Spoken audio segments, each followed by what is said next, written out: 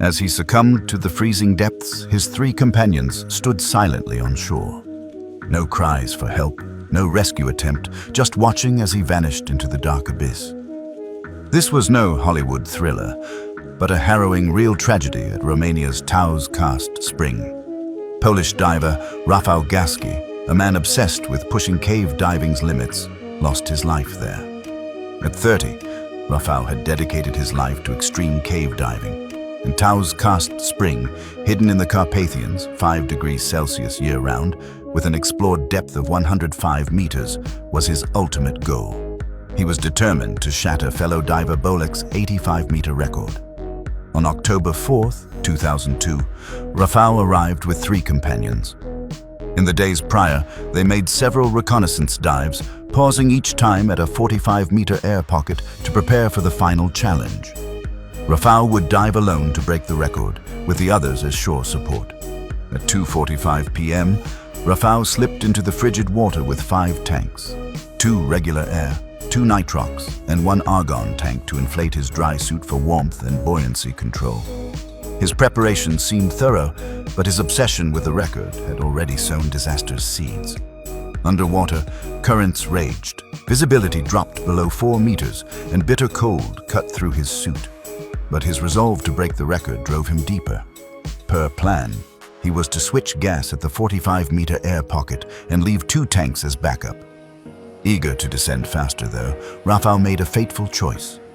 He took all 5 tanks, using their extra weight to speed his dive. That choice sealed his fate. Meanwhile, his 3 companions showed shocking indifference, chatting on shore, barely monitoring his progress. When the planned 2-hour dive window passed and Rafał hadn't resurfaced, they brushed it off, convincing themselves delays were normal in extreme diving. An hour later, as darkness fell, they finally suspected something was terribly wrong. Yet instead of alerting local rescuers or searching, they called Bolek in Poland, packed their gear, and returned to the hotel to sleep, abandoning Rafał to his fate. The next morning, one companion dove to the 45-meter air pocket to check on him. He found no sign of Rafał or the backup tanks he should have left there. He resurfaced quickly, but none of the 3 called the police. They just waited. On October the 6th, another diver ventured deeper, reaching 78 meters.